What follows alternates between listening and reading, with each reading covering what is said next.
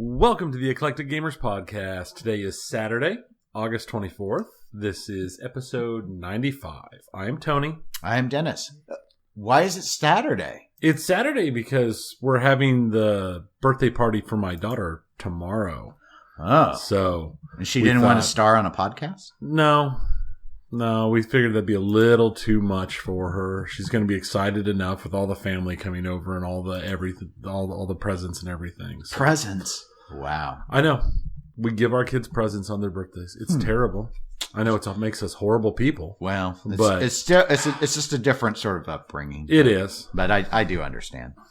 Well, what's been going on, Tony? Big things, I know. Big things. I am no longer the interim superintendent at work. No. I have been hired, and I am now just the superintendent. Mm-hmm. So congratulations. Thank you. It's going to be a transition. It's going to take a while to get, even with the interim work, it's going to take a while to get fully transitioned. I'm still, because of the openings in between my position that was open and a couple other open positions, we're shorthanded enough that I'm still doing pretty much all of the work that I was doing before, in addition to the all the administrative work I'm doing now. Like I did when I was interim. That's probably going to continue for another month or two. But you're going to hear a lot less of the comments about, I'm on call because I'm not on call anymore. No, your salary. Well, to be fair, powerful, unlimited power. I'm on call. Have you said that yet to your employees? Not yet. Oh. I'm on call 24/7 now, 365. But the call now is only when something's really bad happened. And it isn't I have to go in every weekend and work for 4 hours and I take all the alarms. It's now my calls are going to be, we tried all the normal stuff and it didn't work and we're having an issue type stuff. So, and more personnel stuff or, like, hey, I woke up to come to work this morning. I've got 4 flat tires and then I vomited, that kind of thing. That's a lot of flats. Yeah. You might have an enemy at that level. Yeah, probably. That or they were trying to drive the road to McCarthy in Alaska. That road. Reference for you Alaskans. Have fun with that. Awesome. Okay, well, so, yeah, that's good. Stability, power, money, all at once. It's hard to deny. And possibly we're trying to get everything lined up, but we have there's a big conference in Chicago at the end of September, and I might be going. Cool. It's not 100% yet, but that would mean I'm going to have to decide, because I'm only going to have, probably if I do go, I'm only going to have a few hours of time that's not blocked out with all conference stuff. Yeah, that's true. I'm looking at going up a day early. Technically the day before. The day before, which will give me a few hours in the evening to do some stuff. So right now I'm leaning towards using that time till I go to like Logan Arcade. Wow. If I'm in Chicago. And that'd be interesting. And we'll just have to see. I don't know. If it all works out, that's my if it works out, plan. you should reach out to Jack Danger and see if he wants to let you come into the studio and stream with him. Oh, that would be... and Jack are I buds. can make everybody look good, just like I always do when I play pinball. Jack's such a high-level player. I mean, most of the people who go against him aren't at his skill level. But it's the thought that counts. It's the thought that counts.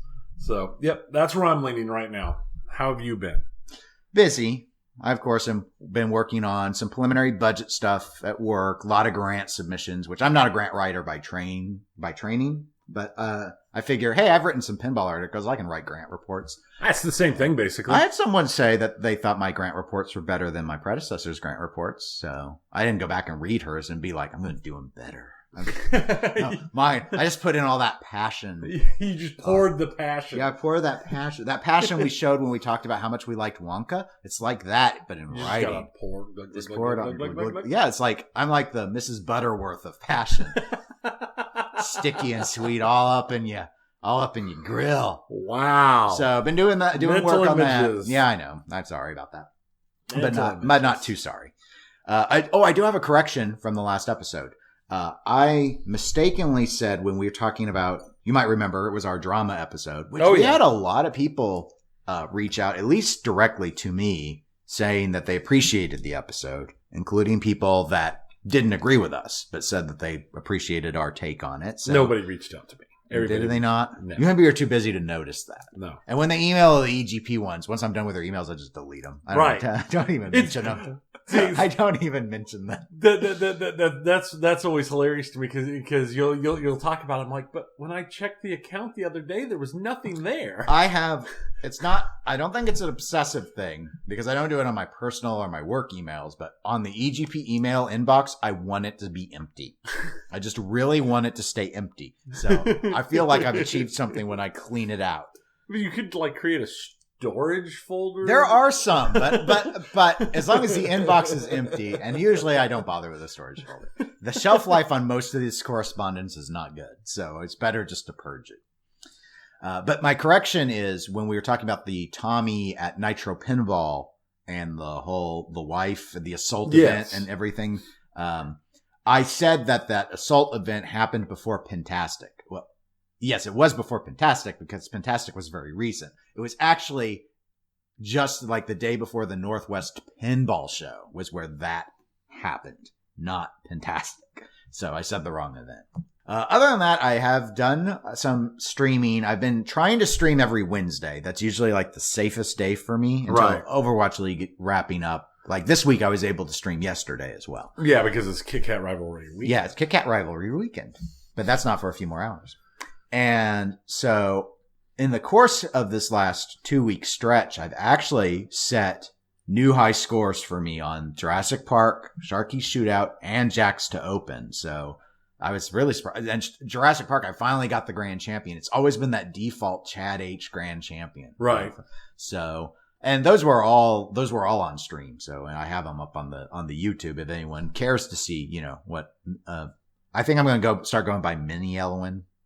Melwin. I'm Melwin. Who's Melwin? Well, you see, I'm Keith Elwin's little cousin, Melwin. No, but yeah, I was doing the Jack's to Open last night, and I had 3 sort of bounce backs with the center post in a row, and some quick saves. And I'm just like Mini Elwin up in here. And then, so I just decided, I think I'm the Mini Elwin now. So. Melwin.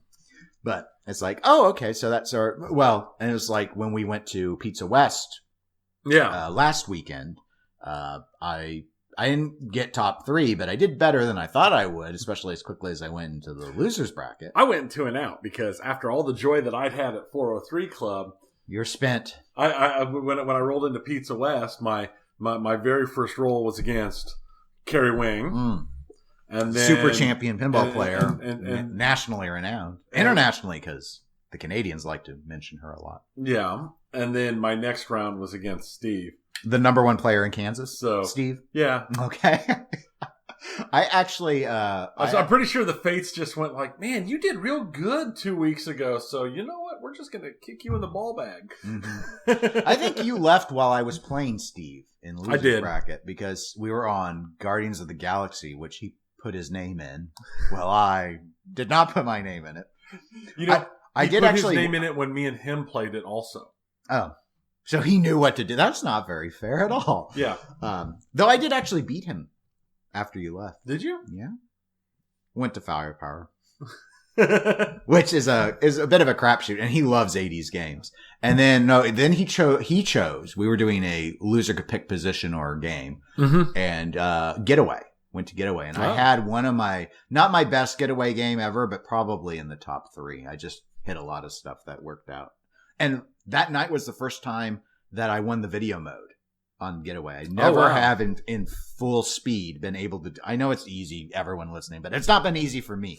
And I did it. You moved too I did much. It twice. You got to get in that one spot. I don't think that was against Steve. Steve just had a really rough game on it. But, and then I was destroyed later. But. As is my fate. Right. So speaking of fate, there's no fate but what we make. We forgot to mention one thing. I forgot to mention one thing. Yeah, you forgot. I don't forget anything. I did get some feedback on my hobby questions. Oh yeah, Hobbygate. You don't have time for a hobby or supervisor now. I know. Because I talked to on the Gaming in 10 Minutes Discord, we were talking about bicycling. Because my issue is since my back surgery a decade ago, I can't lean over my my bike that I have now, it hurts. It hurts too bad to use because it's got too harsh of a forward lean and my back doesn't like it. So we talked about different bikes and this and that. And then in our Discord had a conversation about FPV drone racing. I hadn't thought about that one. I thought about getting a drone. I knew you'd thought time, about drones before, but I decided I wouldn't have a use case that would make it worth that kind of money drop. You're not going to become a roof inspector? No. Because I hear that they work well for that. I bet they do. But now but the first person racing thing is something to consider. I'm gonna start researching it. I did spend a chunk of my pinball machine money though. Mm-hmm. I went ahead and purchased a new actual good DSLR camera. Oh, yes. Yes. So, well, for the listeners who probably do not know, you were very big into photography, photojournalism. Yeah. Years and years ago. Yeah. Up until I was in my mid to late 20s, I did photography continuously. About the time the switch from actual film cameras to digital cameras happened is when I kind of stopped. So I'm just kind of putting my toes back in the water. So did you go with a Canon or a Nikon? I went the Nikon B5600. Mid-range, it's not one of the ones I would have really wanted, but all the cameras that I really wanted are like, between $2,000 and $3,000.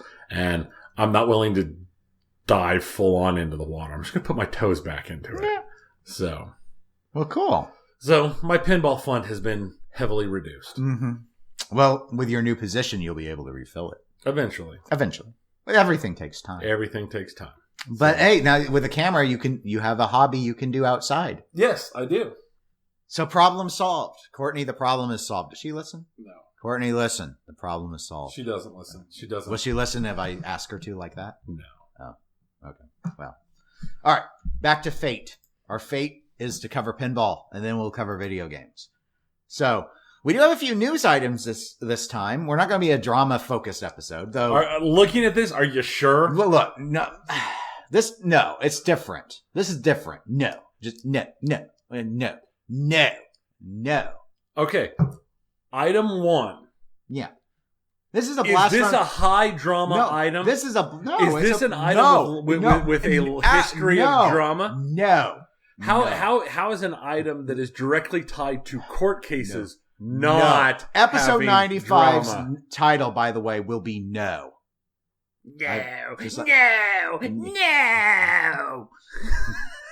Roll it again.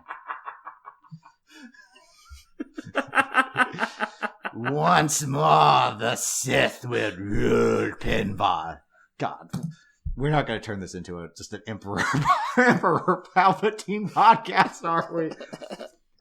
Why wasn't my voice used in the Star Wars? The Star Wars Home Edition by Stern Pinball. Oh man, a Sith Edition pinball machine, just nothing but... Oh, that'd be awesome. Execute order $6,000 pros. Okay. All right. Oh, God. Okay. But no, it's not at all about that. It's not about Stern Pinball. We're going to talk about Skit-B. No drama in Skit-B, not at all. Please, no. We made our name. Steve Bowden from Fun with Bonus. Hi, Steve. Remembers whenever he mentions our show to me, which is like happened twice, it's been... Oh, yeah, you guys are the ones that really went in and explained what was going on legally with Skit-B. But I haven't known anything about Skit-B in forever, so I haven't been able to sound smart. Well, all right, so I have an update. Now, to be fair, this update is dated. It's from January. And it's only I only found out last week, but that's because I don't recall seeing it reported anywhere. So we're going to cover it now. Okay. All right. So... this is regarding a tangential incident that I believe we touched on. So we are continuing the thread. It's just you guys got to go back like 25 episodes before you get to it. But all right. So for those that don't remember, Skit-B was the name of the quote unquote company that wasn't really a company. Yes, Tony is air quoting accurately. With Kevin Kulik. This is the Predator pinball machine. The trustee has a special litigation counsel. His last name is Nathanson. That's been the person who's been pursuing the bankruptcy work, got the bankruptcy stuff. Like Kulik withdrew the bankruptcy request because there are a lot of things that looked, fishy with the submission. But there was an instance that involved another pinball person known as Tim Fife. And there was a Predator machine that at one point was possessed by Fife. Yeah. And Nathanson had been arguing that the pinball machine was loaned to Fife by Kevin Kulik.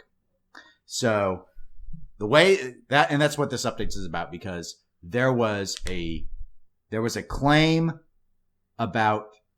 from Fife's attorney arguing that sanctions should be applied against Nathanson for how he handled this. Ooh. And the court granted the sanctions. This update from January is there was an attempt by Nathanson to appeal those sanctions, and he lost that appeal.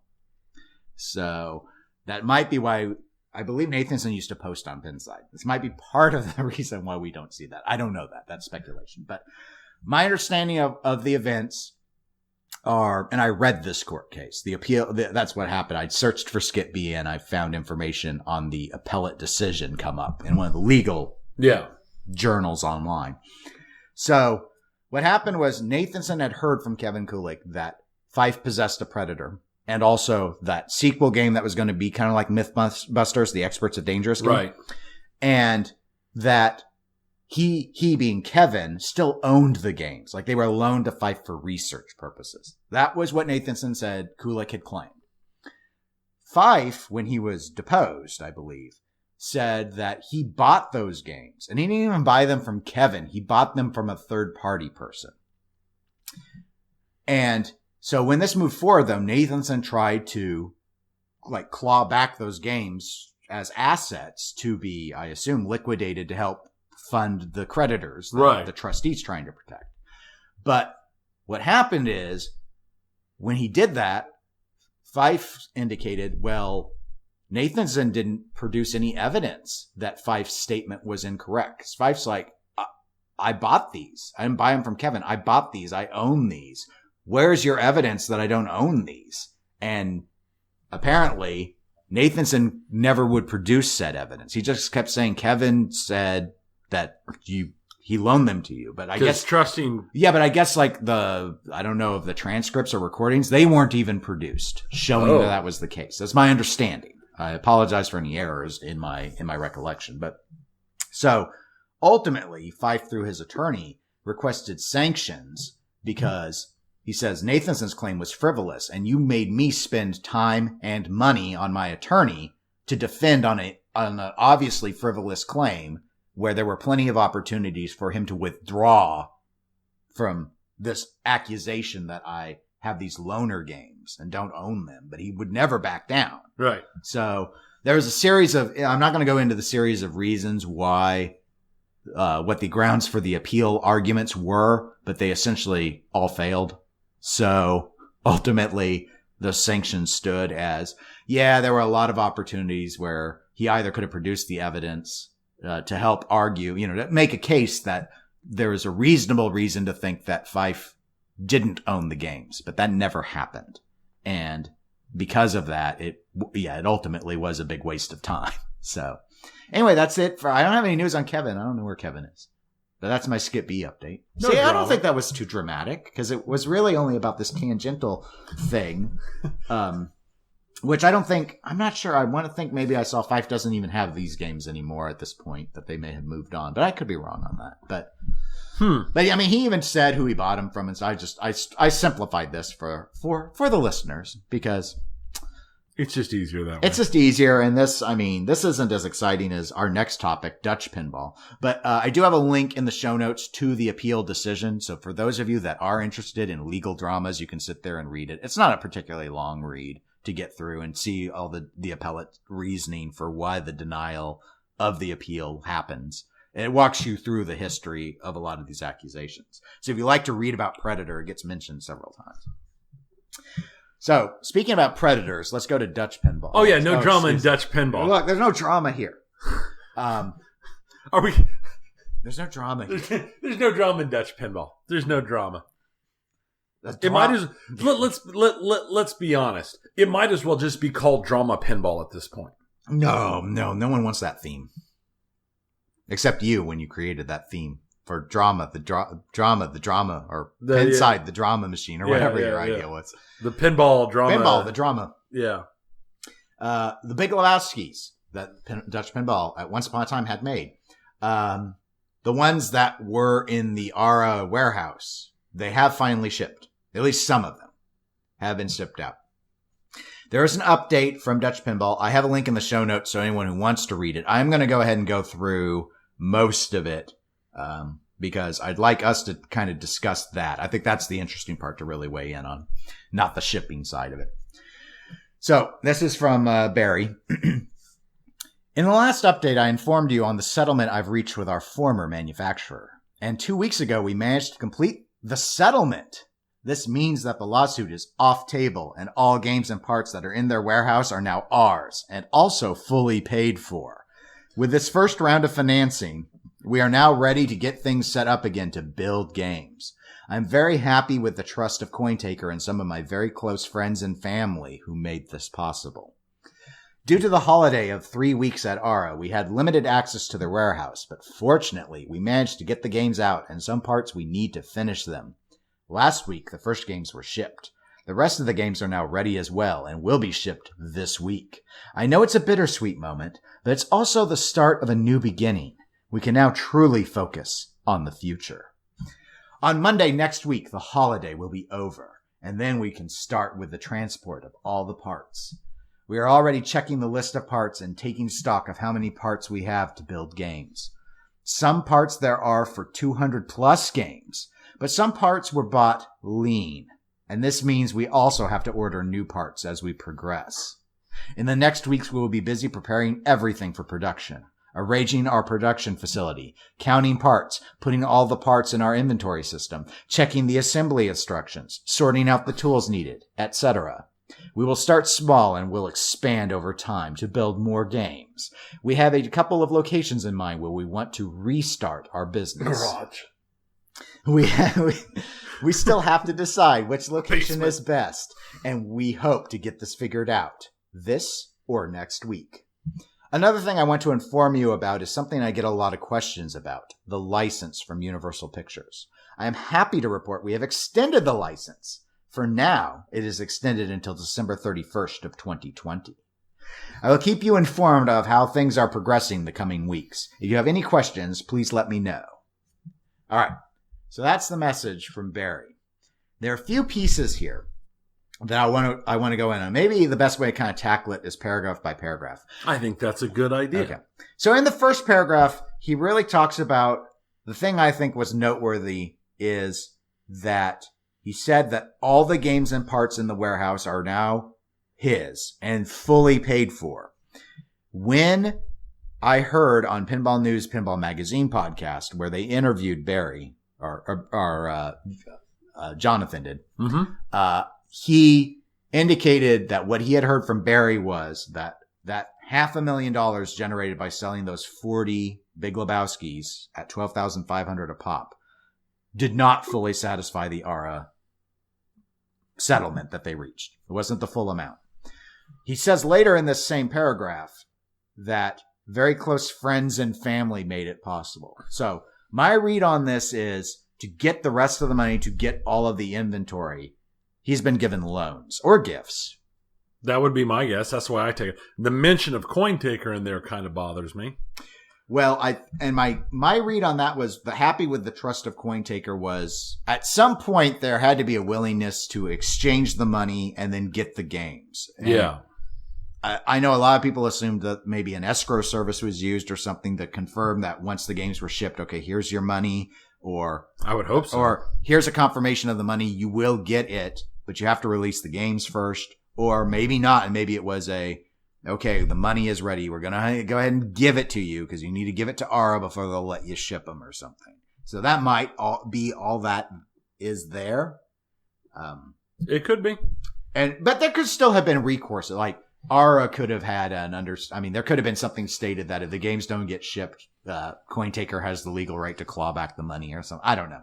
So, anything else about this first element I get that he'd have to go to friends and family because I can't imagine an investor getting involved. No, there's no way. There's no angel investor who's going to step in and into a giant pile of dog do this large and just start handing out money. I'm going to guess, because I have nothing else to base on, that these are not gifts, that these were loans, probably 0% loans from friends. Probably.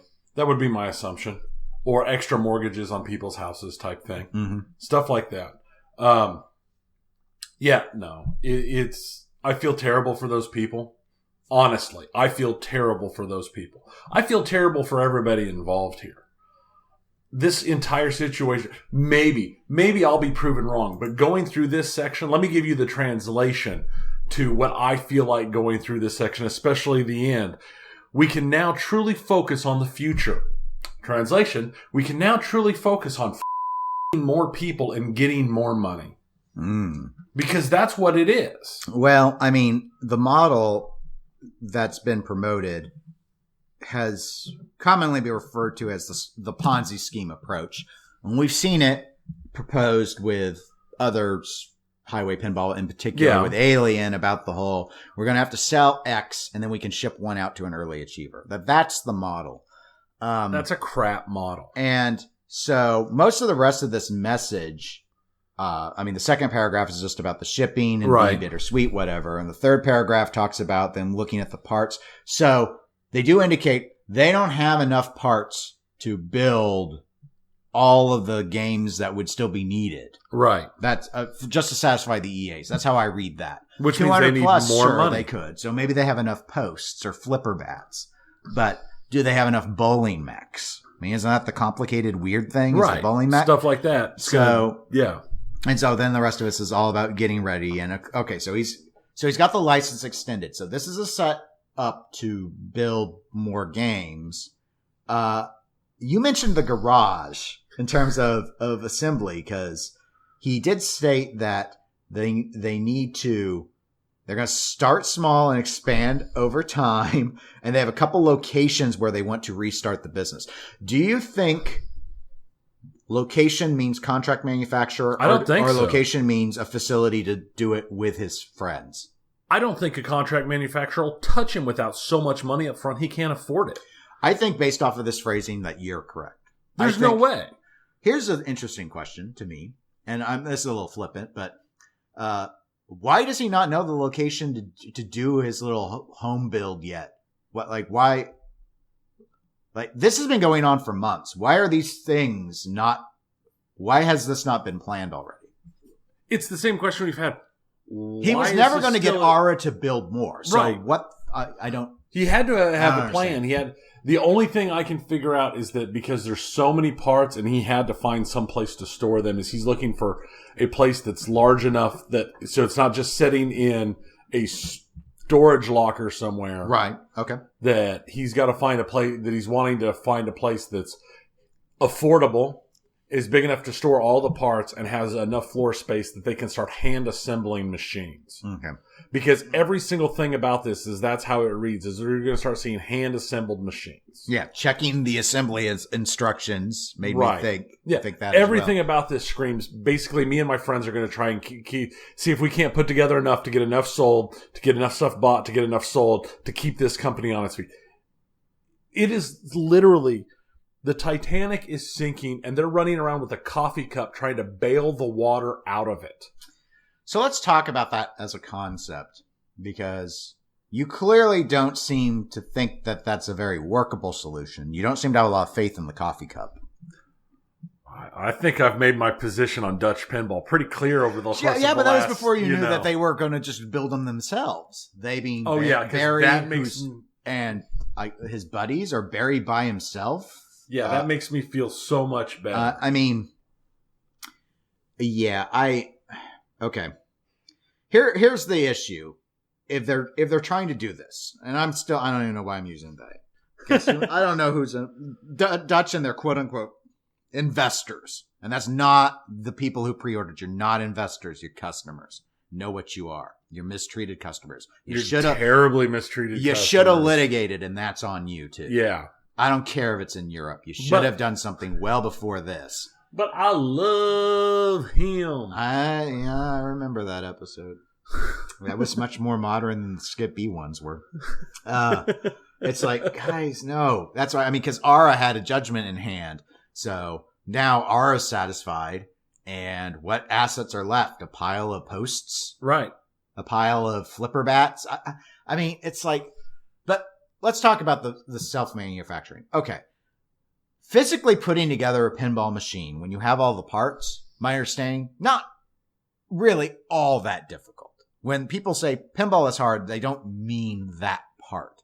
But that's time consuming. It's time consuming, yes. And it's got lots of fiddly bits. Yes. So let's consider when you look at a company like Spooky, has an assembly line, has been doing it for a while, has paid assembly line workers, permanent workers, that they keep busy. Who are experienced.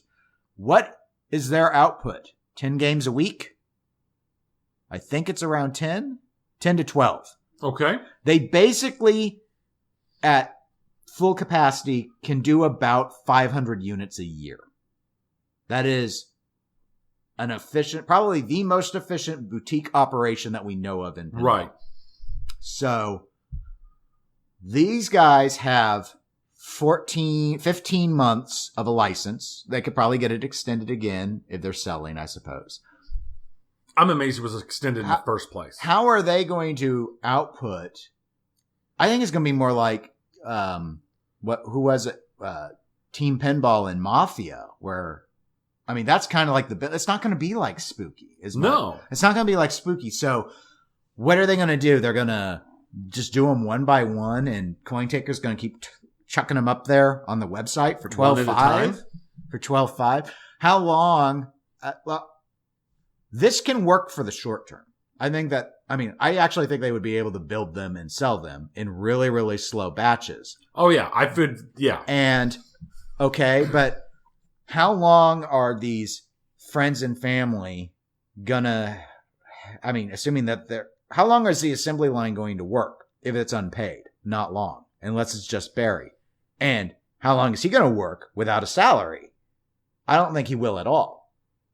Is he going to be drawing payout out of these loans? I would assume like so. He did out of the piggy bank that he had from the pre-order money? I'm almost positive that's what he'll do. He might even be legally required to in the Netherlands. That was one of the arguments I remember hearing, is that they had to draw salaries. Of course, they could have invested the money back in, but let's not focus on such things. That's not our place. Or he's got to hire line workers. How long can he keep them employed? I don't think that he can get the output up. I don't think that he's got no economy of scale, and he has no experienced workforce in the entire continent. Like, who's the closest trained people? They're in England. That's the closest he's got. The people who used to work for Highway or worked for Team Pinball.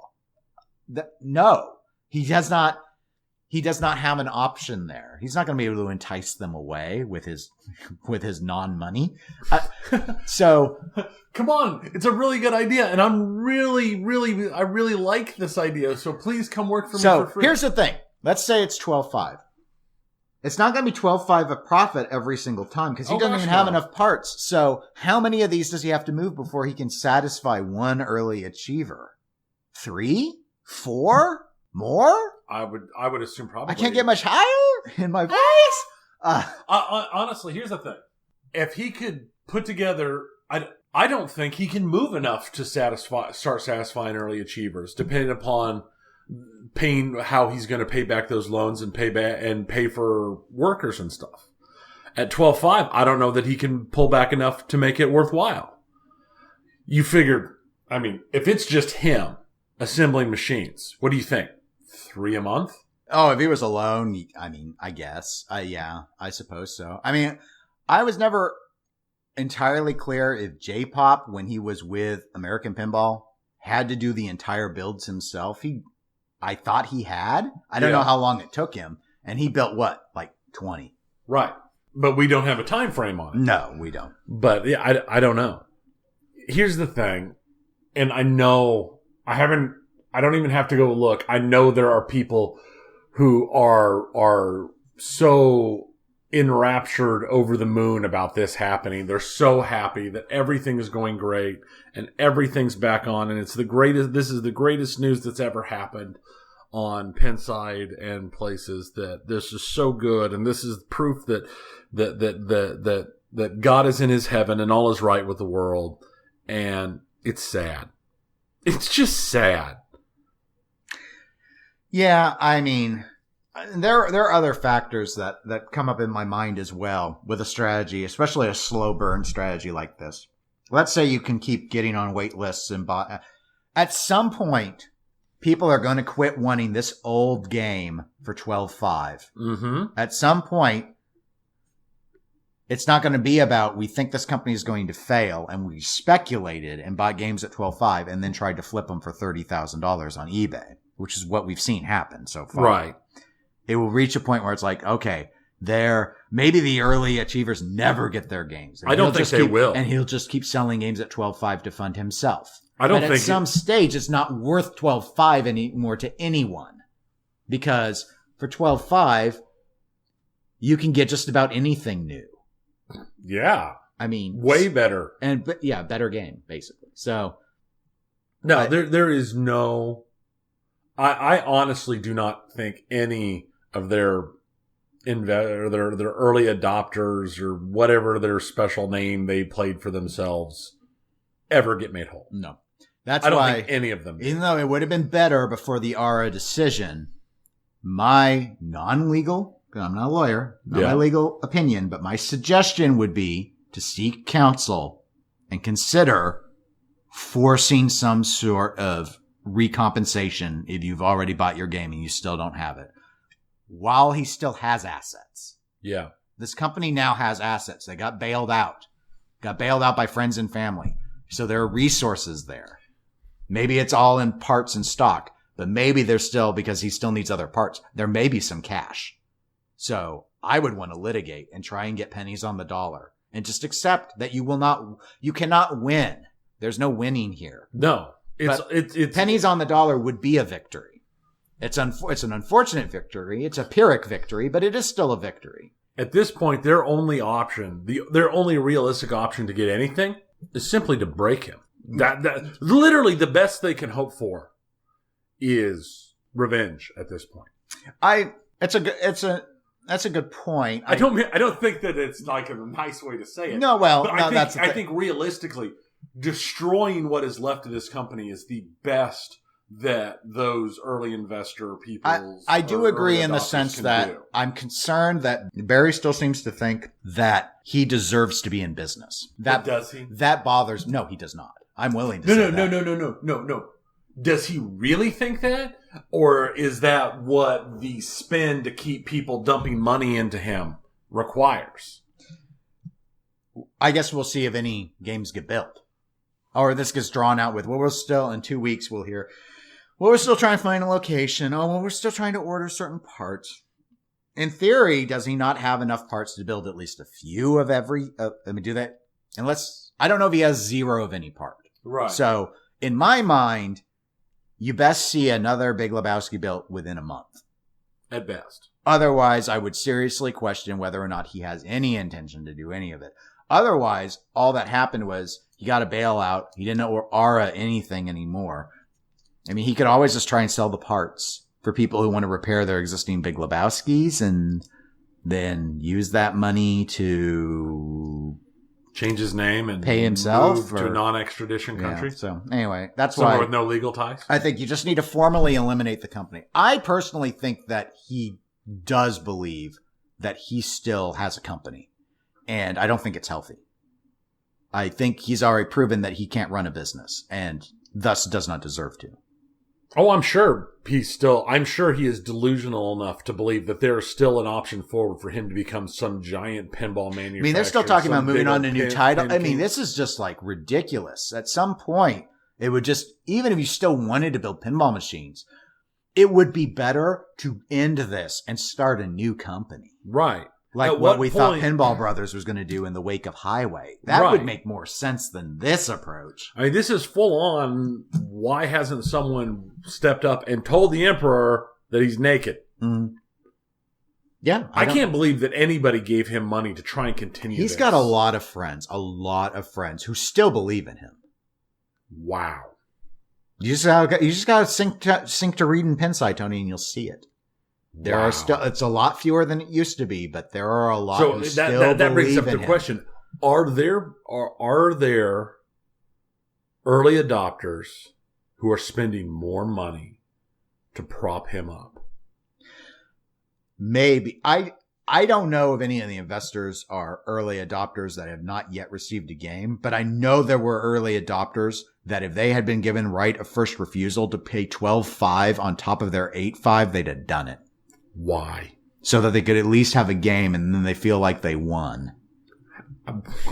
They feel like they got what they wanted. It's their win. It's like, I think that might be even more delusional than Barry. Kinda, but based off of at least the early action, if they bought the game for $12.5, they might have been able to flip it for $12.5 plus $8.5.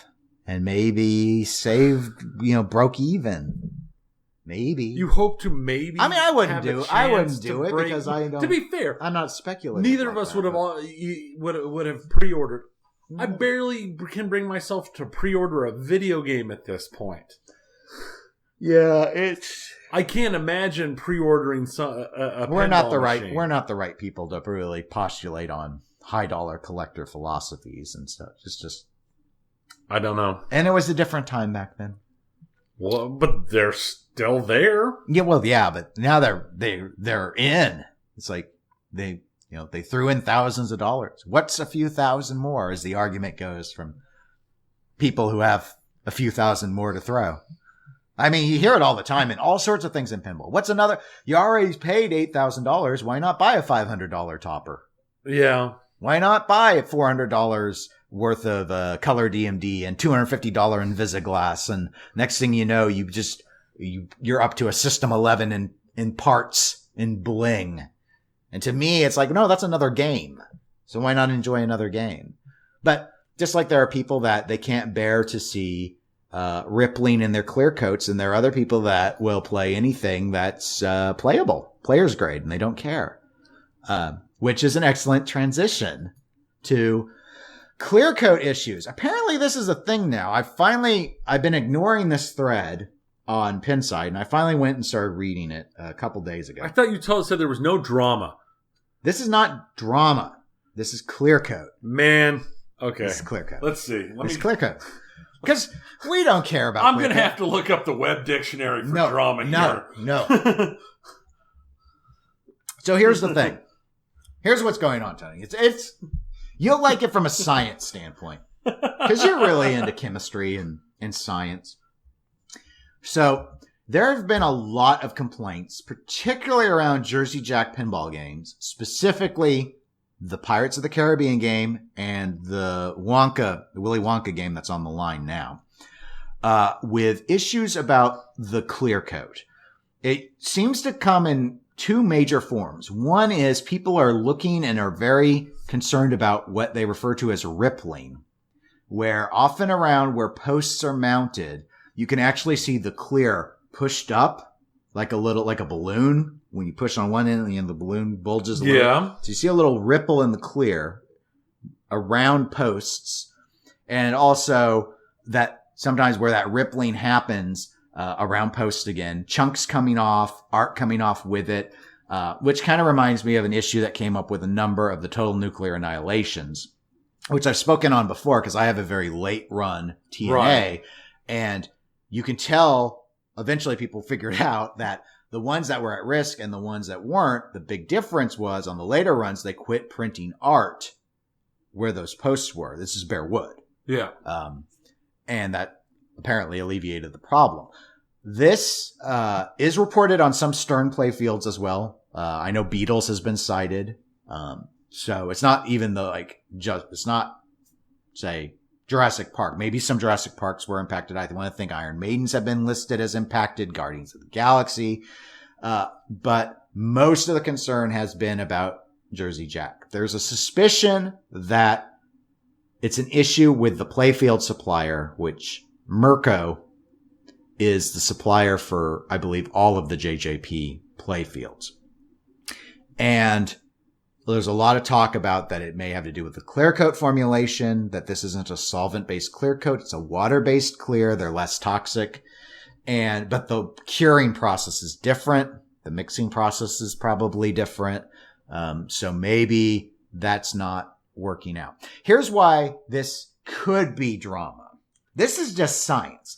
This is where you might think that maybe it would be dramatic. Unlike Stern, which, well, sometimes you remember the playfield ghosting issue on Ghostbusters in particular, with the clear separating from the inserts. And if you had enough of it, they would send you populated playfields, and you could do a playfield swap. Jersey Jack's approach has been to send washer kit. Oh. This is like the preventative kit that Spooky did. Right. It's where you put little washers under the high stress areas. And I have that kit, even though they told me my game should be fine. They would give the kit to anyone. Right. Spooky would. So there's that kit. But it doesn't fix the rippling or anything. It covers it up. Does it prevent it from getting worse? I don't know. I haven't looked into it enough to know that. If there's chipping, if the rippling's severe or whatever, you might go, okay, well, what are the conditions on a replacement playfield? Apparently, the condition of the replacement playfield is you will pay Jersey Jack $550 and buy a playfield.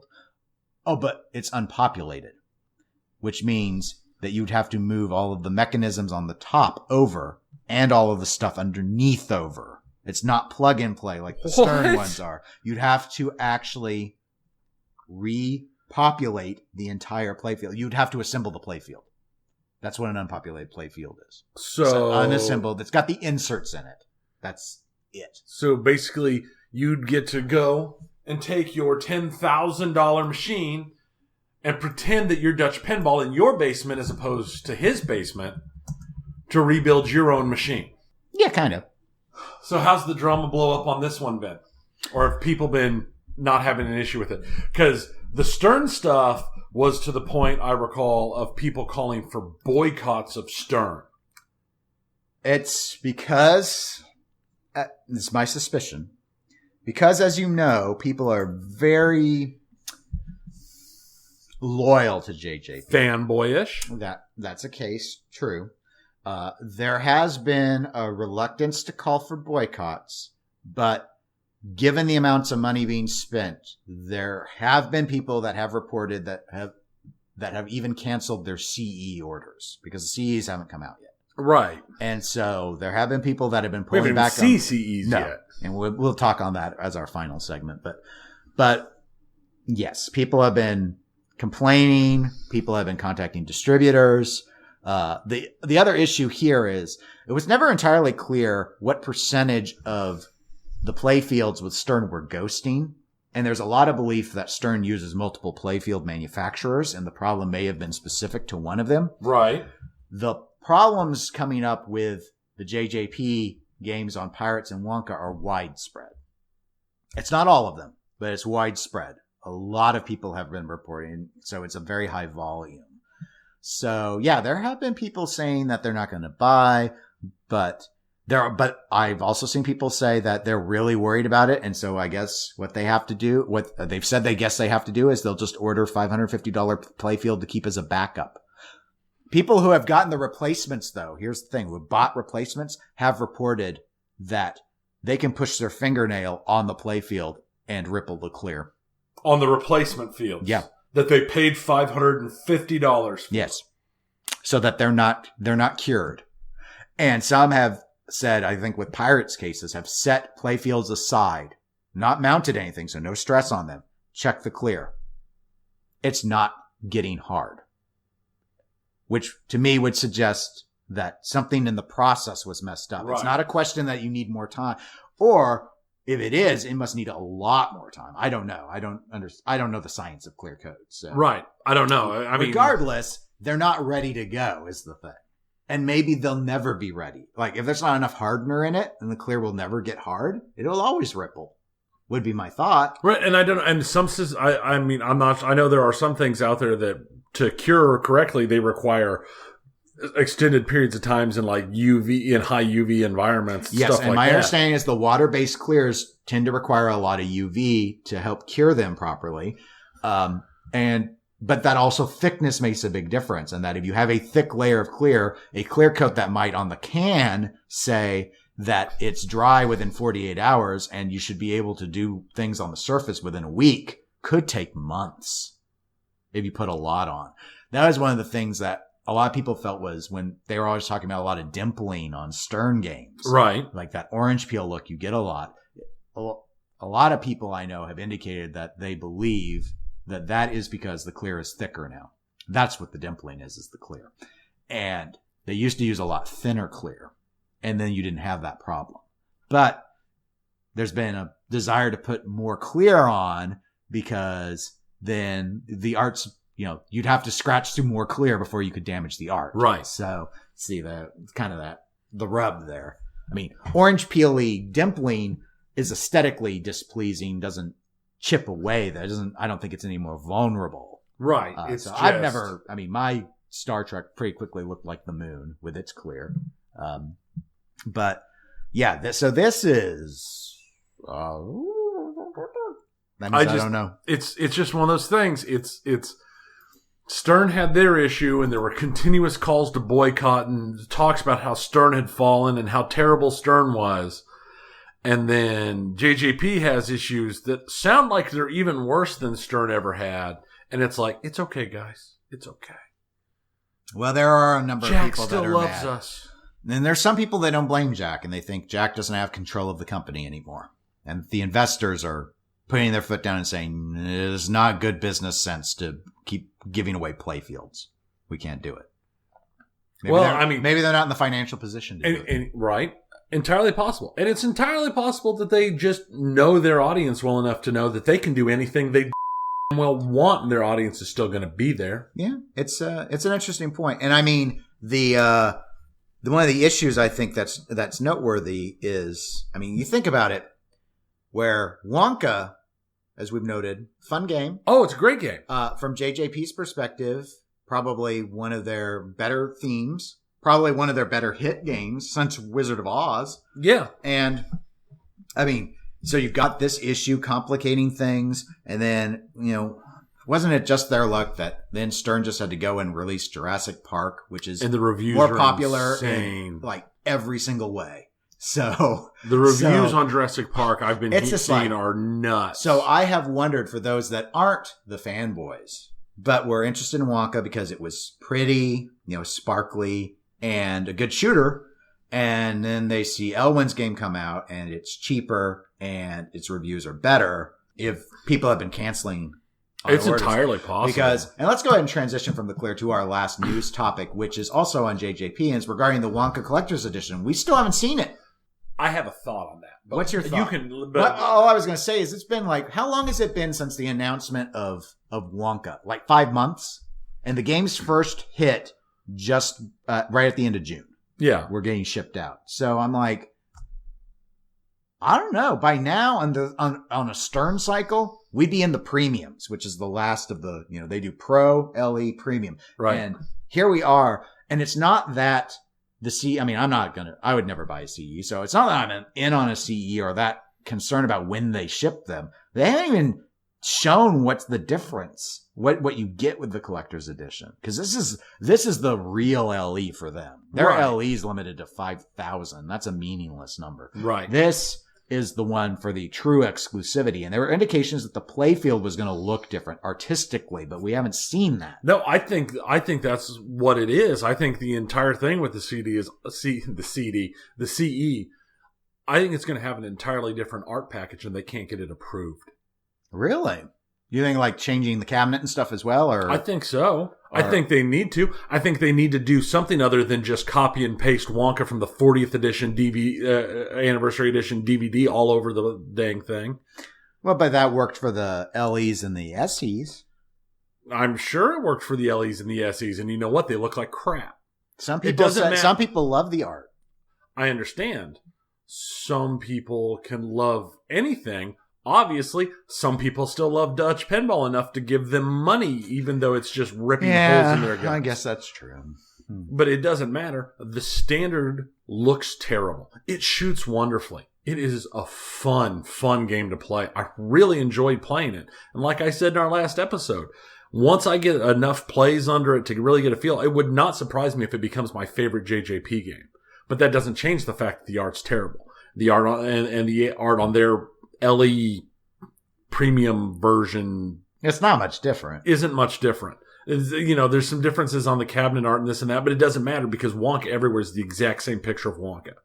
You have an interesting theory because we saw the CE version of the Pirates playfield art very early. Yeah. Because a lot of people loved it because it was the one that didn't have Johnny Depp's face on it. Yeah, no, it looked good. So I mean, of the pirate games, the CE of the pirate games was the best looking of the pirate games. I wonder if there's the delay on some of the parts because honestly, I'm at the point where I've suspected that the Wonka CE is going to be the LESE playfield, but with like glitter in it. It's entirely possible. But that the art assets will be the same. That they'll just do what they did with the cabinets and add another layer. Because all the cabinets are the same. It's just you could tell they deleted Photoshop layers to make it the lower tier versions worse. Then why wouldn't they have released it already? I don't know. Here's the other option. Coming back. Are they in the position where they couldn't afford to put the CE together until they sold some of the standards? I mean, I don't know because it's almost impossible to get a good financial read on JJP. And I don't really have good JJP sources. What few sources I have told me that company has lost money every single year it's existed. That's all I've heard. Right. So, but I mean, Pirates was a bust. Pirates was a complete bust. Yes. But if they were to re-release it, they would probably sell more. But the rumor mill is not. I've been thinking that they would eventually Black Pearl it. I still want to say I think so, but almost every source I have on it says that they're not going to revisit Pirates. The BOM's a pain to assemble and everything. Yeah. But my understanding also is that Wonka has been selling well. That it has been doing well. So it doesn't surprise me. So they should have income coming in from that.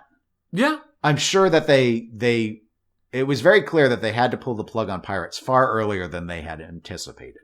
But they got Wonka out quick. Right. They got it out on time. Which is amazing for them. Maybe. I mean, your argument about that the art couldn't get approved, it makes the most sense. That's why it makes the most sense. I think they put together a package and the package didn't get approved and they had to start from scratch. That's a severe difference. I'm trying to think, like, in my mind, worst comes to worst, don't you just start making it more and more like the other package and then just doing little differences? Like, that would be the way to do it unless the approval process was just like, this is completely unacceptable. Okay. I don't know. So I don't know. Well, hopefully we'll see it soon. So we know. I'd love to see it. The game shoots so well. I would love to see this game with an art package that wasn't terrible. Mm-hmm. Speaking of shooting well, let's move out just before we go to video games and let's play a game of 20 questions. Oh, goody. I say shoot well because you did very well last time. I did do very well last time. So for those that don't know, this is where Tony will ask a series of yes or no questions of me. It'll be about a flipper pinball machine that he has played at least a game on. And I will respond to those questions with yeses and nos. As of question 16, he gets to start using internet resources to help hone in the questioning more. And the goal is to get the game guessed by question 20. Make sense? Yes, it makes sense, everyone. We love it. Great time. Okay, Tony, so whenever you're ready, you can ask your first question. Is it from 1980 or newer? Yes. That's such a good question that you started with last time. You're like, I know. You're like Han going to the carbon night. Han, you tell good questions. I know. Because last time I was like, wow, that just cuts like so much out. It makes it so much easier instead of playing the solid state EM game. Yeah. Okay, so it's newer than 1980. Yes. Is it newer than 1992? Yes. Is it newer than 2000? No. So we're looking at 92 to 2000. Which means hardly any games from then. There's only like 4 games in that time span. Which means it's none of the games I played at Pizza West. Because pretty much all I played at Pizza West last time was Guardians of the Galaxy and Firepower. And I'd have to just limit it to games you played last at Pizza West, huh? Right. Well, no. I'm just saying. Well, the previous one was a game I played. Oh, yes, that's right. 403. Yes, that's right. So, because I played. So you're suspecting I didn't go the Pizza West route, right? Unless it is a game that you didn't play more recently at Pizza West, but was at Pizza West. But you have Here, oh yeah, we could get crazy at this point. No, this is too. We're getting meta here. This is just too. We're getting too. No, don't do it. We're just getting too inside of too the burying your own head. Is it newer than a 95? Yes. Okay, now that cuts it down a fair amount. Mm-hmm. Is it a Data East? No. That was question 5. No, I moved. Yes, it was. I'm counting. I have hash marks. Is it a Bally? No. Oh. Not Data East, not Bally. Is it the Dark Knight?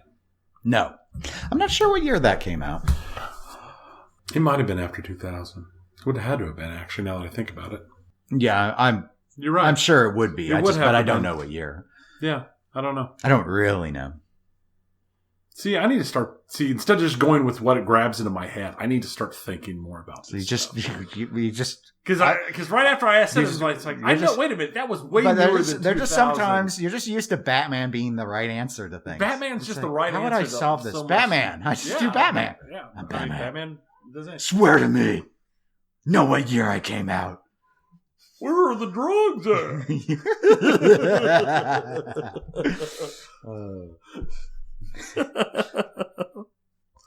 See, that would be a fun Batman read. Is it a Sega? No. 2008 was the Batman Dark Knight. Interesting. Is it a Capcom? No. Newer than 95. Younger than 2000. Isn't it Bally, Data East, Sega, or Capcom? Is it Harley Davidson? No. That's question 10. Just could not get that game out of my head. I think that was... It's not a bad guess. That was 97? 98? 2000? I'm terrible. 99. 99. See? I'm pretty sure. Well, the problem is that one had that re-release also, which... Right, and that might have come out in 2000. I'm not quite sure when... The re-release did? Right, well, and again, I guess, because Harley was a Sega, but it was also made by Stern. Right. But I don't know when the split, which was which. I assume it was all around the same time, though. Kind of like El Dorado was for Milestar and Premiere. All right, so that was 10. Yes, sir. That was 10. You still get to keep guessing. Is it 97 or newer? Yes. 98? No. 99? No. So it is 97. Should have gone with my initial instinct of just saying 97. Let's see. 97. Trying to remember. Is it Stargate? No. Does it have more than 2 flippers? Yes. That's question 15, so you may now use resources. Okay. Is it Cirque Voltaire? No. Does it have an NBA Fast Break? No. Then we might have a question problem here. Yes, you do. You've made an assumption that was not accurate. The assumption that has been accurate in the past? No. I think you're thinking down the wrong route. At some point, you have misinterpreted one of your questions. Apparently. And it has led you to the wrong place. It may be helpful to revisit your questions if you've been taking note of them. Because I asked if it was a Bally and you said no. That's correct. It is not a Bally. Which made me get rid of the thought of all Williams games. Because in the past, we've always done Bally Williams as a combined entity. In the case of when they are... Well, there's a twofold thing here, so I'm going to be helpful without having a question asked. First of all, if you ask Williams and it's a Bally or a Williams in Bally Williams, I count it. If you Okay. ask Bally and it's a Williams in a Bally Williams, I would not count it. However, that is not where your error is. Really? I'm going to give you another hint. Your error is in the time frame. You made an assumption that was inaccurate. I made an assumption. So I asked if it was newer than 1997, and you said yes. That's correct. And I'd asked if it was... I didn't ask if it was 2000 or newer. I asked if it was newer than 2000. That's correct. Because on the other ones, I asked if it was that year or newer. Buggery. You're going to really hate yourself in a moment. I'm already mad because I'm almost positive I know what it is. It's one of two options. It is. So you're guaranteed to get it before you're out. Is it Striker Extreme? Yes. The one that I used to guess first every time for like 2 months? Yes. 18th question. That's because, because normally I ask is it this year or newer? And I didn't say that. I even wrote that one question down because I thought that would come back and bite you. But immediately after, I thought it wasn't because then you said, okay, so it's 92 to 2000. And I thought, okay, no, he's kept himself in the range. But once you started going from the 97 and above, I realized your mistake. Nope. That's an interesting thing to bring up about the Bally thing because, with Williams, if you were to say Williams, it was a Bally. Right, and normally it's still a Williams board. So. Right, and I normally ask Williams. But this time I said Bally. But in this case, that was a red herring. The answer was the obvious one, and now my compulsion to ask you this game has gone away, and I will never have to feel like I need to slip it in at some point. Yes. But it was I thought, you didn't start with it last time, so I think I can finally do it. I haven't started with it for a couple of times. Yeah, but I need a little breathing room. Right. I made note of it last time. Your favorite, Striker, so that is a Sega Stern White Star MPU, but it is a January 2000 Stern Pinball game. Mm-hmm. 3 flippers, I believe. That's why I had to check on that. I couldn't remember how many flippers it was because it didn't say in the write-up. I had to look at a photo. And most of your other stuff was very date or manufacturer oriented. So clearly safe from, because it was actually the very first game designed by Stern Pinball. So it wasn't even designed in the Sega years. Right. So very clean. I said, I've learned to cut my things, especially the years instead of the old electromechanical, blah, blah, blah. That was all really good until you ignored the year you left in your range. Yeah. That was the problem. And I got worried because I wanted you, once we got past question 10, I wanted you to know. I wanted you to feel which game it was. Because I've been having to stare at it all day. I mean, because that's the thing is... all day. The second the assumptions came up, I knew it. Mm-hmm. I knew it. I knew that's what it was. And I like that. But my favorite part is I celebrate your struggle. You didn't fail. You got it. You celebrate my pain. Was because then when you... I saw the moment on your face. I wish the podcast could show your face. So I saw the moment on your face where you realized that something on the interpretation was wrong. But you leapt to it being it was a disagreement on how to interpret the manufacturers. And I was like, no, I know we're in complete alignment on the manufacturing on this. It was the year that got you. Yeah. So that's 20 questions. Yeah. Good job. Monkey butter. So what's been going on in video games, Tony? Not drama. Not at all. There is no drama in video games. Oh, good. Not a single bit of drama in video games. And then I don't have to look it up what it means. Definition number 3 from the Merriam-Webster Dictionary.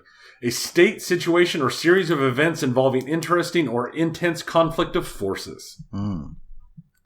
There is no conflict. But it's interesting. No conflict. But it's interesting. Depending upon your take on interesting. So, we've gotten used to, in the last year and a half, to hearing announcements about Microsoft purchasing yet another developer. This isn't one of those days. No. Quite the opposite. Sony has actually purchased a developer. This is the first developer that Sony has purchased since 2016 and the first major developer since 2010. They picked up Insomniac Games. That's a good acquisition. It's a very good acquisition. The Marvel Spider-Man from Insomniac was probably the biggest PS4 hit in a long time. It was definitely the most popular Spider-Man game of all time. And it did huge for them. They even released that special PS4 Spider-Man bundle. That's the bundle I bought, actually, when I picked up my PS4. I think the only games vying for it last year would have been Red Dead 2, which was obviously bigger, and God of War were probably the only two titles I think that were probably bigger. God of War probably outdid it. Yeah. I mean, almost assuredly, but right. Still. Yeah, but I mean, still, it was a very error. large thing. But they've also developed in the past, Ratchet and Clank and Spyro. They're a well-storied company. Yeah, and they've done a number of exclusives with Sony, but not always. They did an exclusive with Microsoft. Sunset Overdrive was theirs. Yeah. So they have. And that game reviewed pretty well. Yeah. It was. I've not played it. But. Well, I've heard Spider-Man took some of the mechanical concepts and refined them. So you've played the better version. Right. Is my understanding. The mechanics, Spider-Man's mechanics for stuff was really good. It was a very enjoyable game. Mm-hmm. So there was Sony's step into... It's a good move for them because I believe Microsoft had eclipsed them in quantity of studios, and I believe this, obviously it helps with parity. Right. Plus, this is a very, this is a major studio. It's a pedigree studio, so it'll look really good for them. Right. Yeah, like the last, they're like their 2016 purchase. I don't even remember the name of the studio. They developed mobile games. Oh, well. So. Diversification. There's value in all studios. Sure there is. Yeah, well, I still never understood the time when Microsoft took Rare and then turned them into the Kinect studio. But especially with Rare's pedigree. Yeah. That's insane. Well, I imagine there's been a lot of turnover of the staff, though. So my next two things are more just light touches, specifically for stuff that interests me because I'm the one picking them. Yeah. So it's what you do. You pick.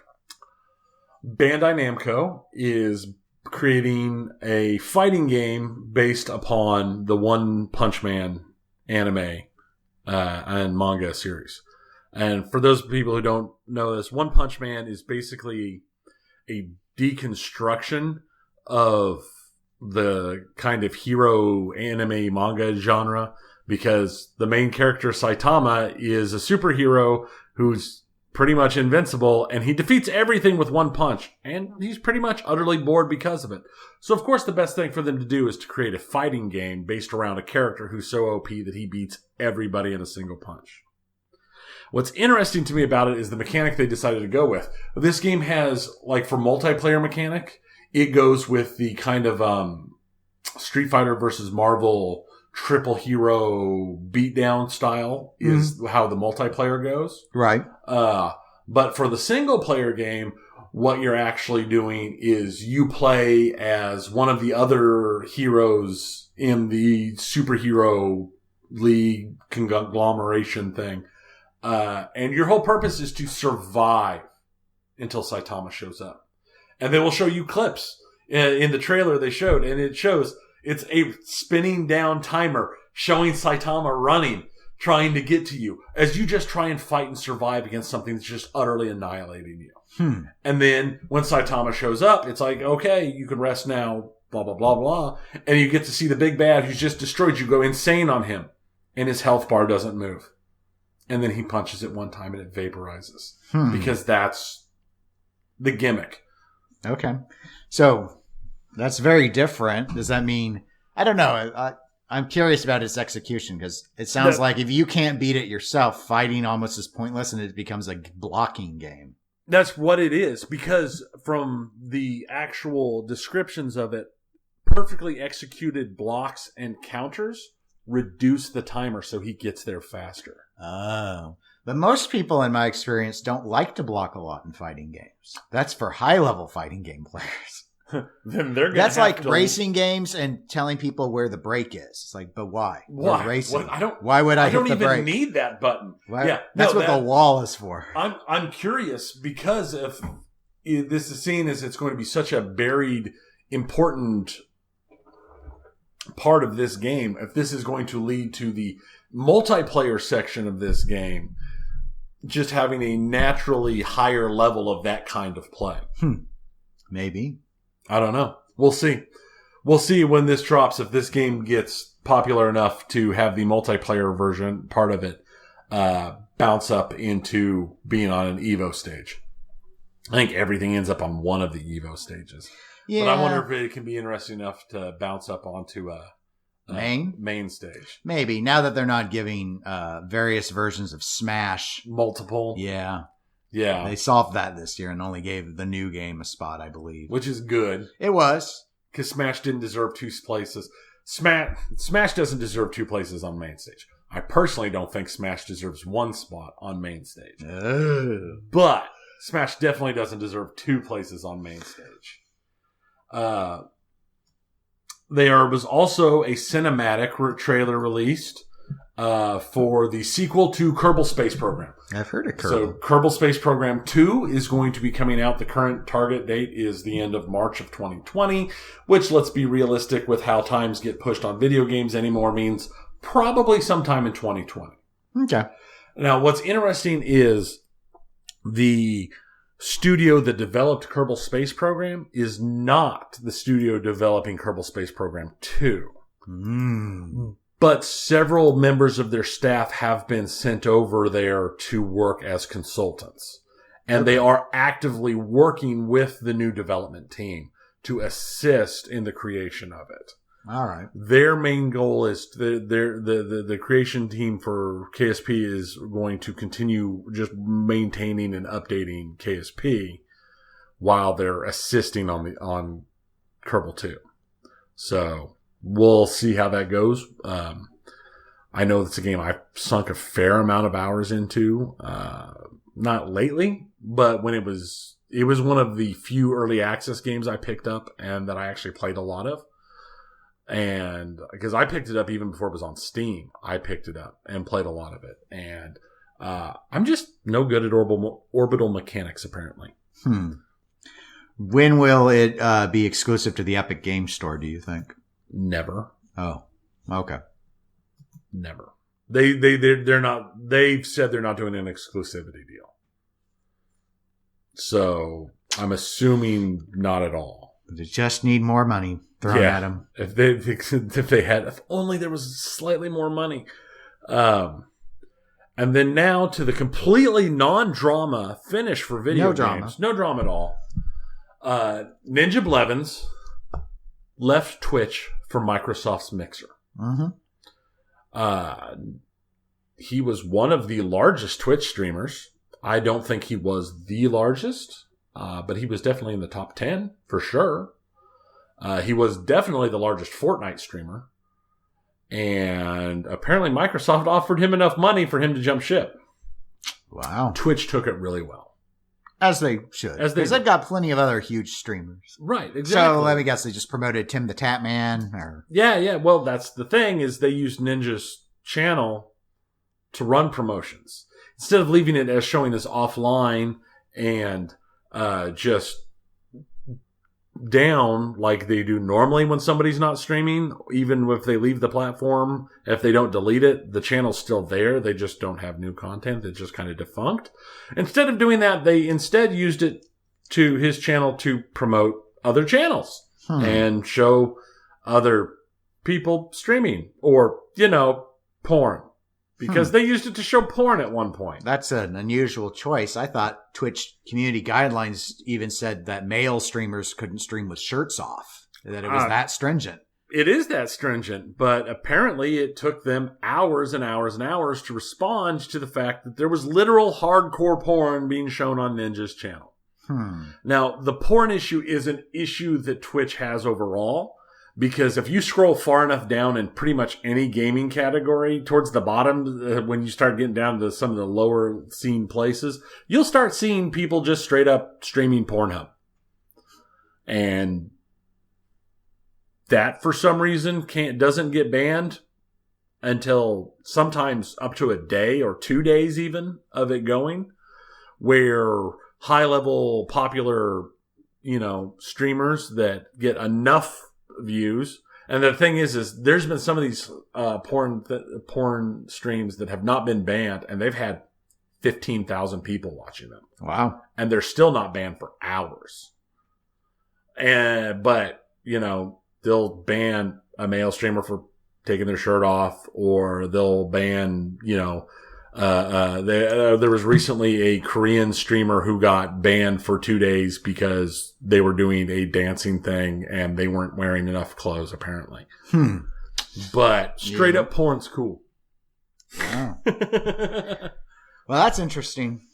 Have they corrected this issue with, are they... With Ninjas, they have put it back to a defunct stream. They're not showing anything there. And they have actively apologized and are investigating how it happened. Which translates to, oops, we're sorry that you felt offended. But, the thing is he had huge numbers of viewers. Huge numbers of viewers. Yeah. And that's a lot of money for Twitch, and he walked away. Yeah, but surely a lot of them didn't jump ship. Apparently, from what I've seen and read, on Mixer, he's averaging about 30% lower than he was on Twitch. Okay, so he had a pretty high uptick. So, yeah, he well, it's easy enough for the class. This is not like Epic Game Store. It's easy enough to be able to go to both sites and watch. Right. I haven't used Mixer in quite a while. I've heard a couple of things that people like about it are it allows streaming in 4K, which Twitch does not. Right. And there's less of a delay between the chat and... Correct. And I don't know why. I guess the encoding's different. Let's see. Ninja's Twitch play page had 14.7 million followers. That's almost as many as eclectic_gamers. Right, I know. So, and he had an average his total channel views was 479 million. So, yeah, it is definitely an interesting take. We haven't done anything on Mixer. I've never really done anything on Mixer. I've watched some stuff. But we could switch and stream pinball and then win the Twippy for best Mixer streamer. When are they going to add that Twippy? Yeah. When they need to do that. Yeah. I wonder if anyone does stream pinball on Mixer. I don't know. It'd be the best chance to outstream Dead Flip on a platform by being on a different platform. Yeah. Yes. We've beat you, Jack. We beat you at your own game. Could even start even if you could do that, even if you started your own platform, you could pull the numbers. Let's see. Looking at running between 50 and 140,000 viewers is what Ninja has been pulling since in late July. He dipped from 40,000 to 131,000 viewers in late July. That's a lot of people. Yep. Well, I guess we reached the end of our episode. We've reached the end. There's only just a little bit of drama. None of it was major. All of it was in video games. There was no drama in pinball, apparently. Nope. No. I already did that bit. I don't want to do that bit again. Well, if people want to reach out about how we should cover more drama instead of this no drama style episode, you can always email us at eclecticgamerspodcast@gmail.com, or you can reach out to us at facebook.com/eclecticgamerspodcast. As we've said, we're available on Twitch and Instagram and Twitter as eclectic_gamers. And we'll probably be back in 2 weeks and a day. Will be my guess because of the Saturday thing. That would be the guess. I don't think I've got anything going again. I don't think I have an issue like this coming up again until we don't even tell people ahead of time about differences between a Saturday and a Sunday because it happens. Yeah, it happens. It happens. It's not every quarter to half a year or so. I think we do it. But anyway, because our next podcast is the 8th. Yeah, that won't happen. Yeah. That won't be an issue. Ooh, we might have one the week after, though. If I do go to Chicago, Yes. I'll be leaving that Sunday. Mm-hmm. So We might have to do that one early. Yep. 6 a.m. Sunday stream. Mm-hmm. Well, I'm Dennis. I'm Tony. And goodbye, everybody. See ya.